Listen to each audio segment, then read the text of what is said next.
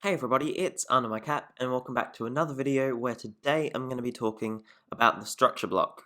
Now this block is a pretty cool block as well, in its name, it can copy and paste structures wherever you want, and it's really useful because you can save them and copy and paste them to other worlds if you want to, and you can also use it to create a whole bunch of landmarks by copying and pasting world tools. Now before we get straight into this, please leave a like and also subscribe to show your appreciation for this video. Also comment what you want me to do next, that would be greatly appreciated. Also socials are in description, so be sure to check that out.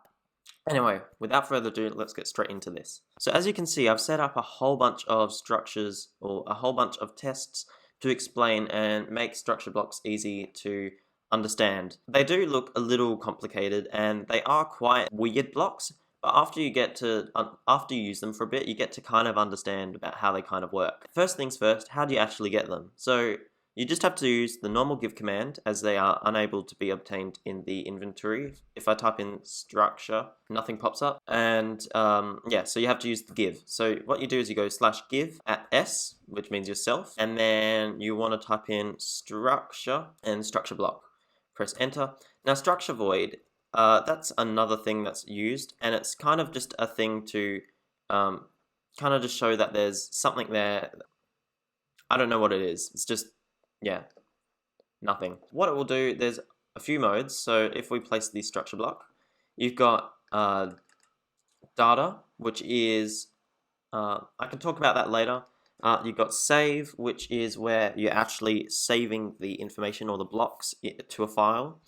Then you've got load, and this is actually you taking the save out of the folder and executing it in your world to place it.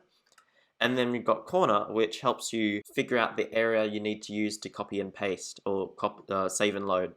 And I'll go through all of these. Data's a little more complicated though, because it actually loads real structures.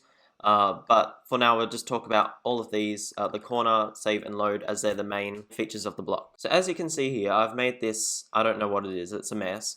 I've made this cave looking system. Now, if I wanted to copy this, let's go to the block right now. So as you can see, I have named my structure Minecraft test. Now this is the name for the structure. So you can name it anything, but for now I'm just doing test because I've set everything else up. And it doesn't matter with that, you can use numbers as well, doesn't affect anything. Now we're talking about the coordinates of where we want to actually copy the blocks. So as you can see, these lines here show where I want to copy or the area I'm going to copy. And in here, my area is 5, which x, y, and z. So 5x, 6y, 5z. And this will then make a cube, or not a cube because it's not all the same. It'll make this area, and everything in the area will be copied and saved. So after you do this, the relative position is just how far away from the block it is, or like, yeah, so how far away it is from the block, and this is actually the dimensions of the area it's going to copy. After you do this, you want to, we'll turn this on just to make it easy to understand. So it's going to copy every single one of these, even these little invisible blocks, because this is considered air. I personally prefer leaving this off, just because it's kind of hard to see everything. But if you're a person that likes to see visual blocks to understand where what's being copied, I'd recommend turning this on. But after you do that, you want to just make sure that you click save, and I'll save it to as Minecraft test. Now let's get on to load. So after we've done that, we've understood how to copy. Now I need to paste it. So as you can see here, I've changed it to load, and it looks something the same like this, except you're actually copying it. So basically you type in the same structure name. So this is important. You need to type in exactly the same name as the other one, because that's the file. And then you also want to type in how far away you want it from the block. So if you want it where the block is, you would make it like this, and you'll notice it moves across and it will take this block. Now I wouldn't recommend doing this, because if you did do this, it would remove the block in the process and then you'd be a little stuck. So that's why I always move it across 1, just to make sure that the block always stays there. We've got the relative position, we've done that. Now this bit you just leave the same because you want to copy it, and this is actually where it gets pretty cool. So you can actually turn it certain degrees from actually how it was copied in the first place. So If I pressed 90, it would change it 90 degrees over here. If I changed it by 180, you'll notice it will go over here. And if I did 270, it will go over there. So it just rotates around the block. I personally like it as just 0 because it's easier to copy and paste. Of course it rains. So as you can see, now that we've got that, let's actually load it in. So once we've done everything, once you've saved the block over there, you press load. There. Oh no. So I stuffed up there a bit, but hopefully if I just remove all of this, we should get it back to normal. There we are. Okay, so if you place the block on the surface, you want to make sure that it's -1 because it will place the block underneath it like that as shown. But as you saw before when I did it the other way, it placed the block 1 high and it kind of messed everything up.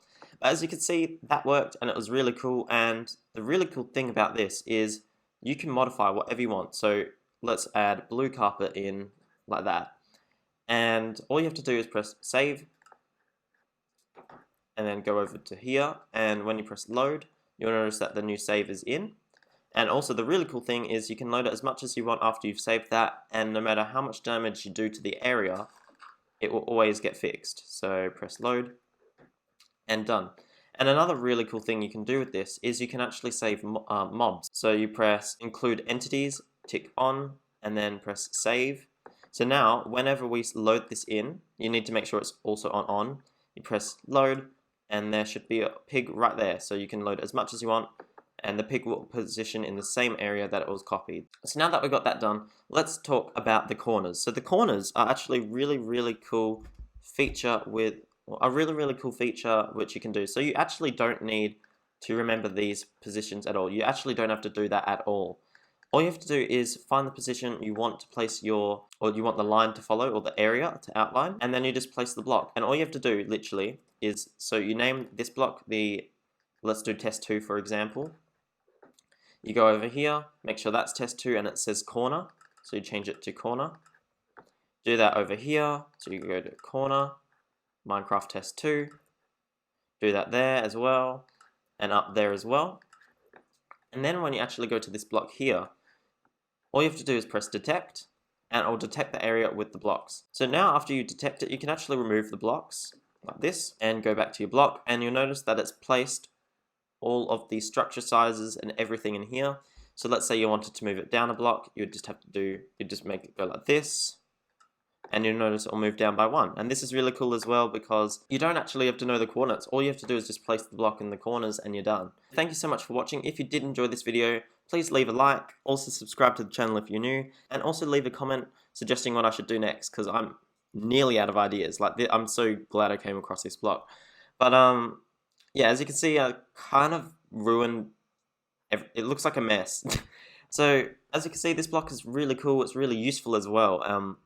I'm planning to use this a lot more often now because it's so cool. But yeah, so yeah, thank you so much for watching. Link to socials are in the description, as well as my website and my blog with a whole bunch more tutorials which you can look at. And yeah, so thank you so much for watching, and I hope to see you in the next video. See ya.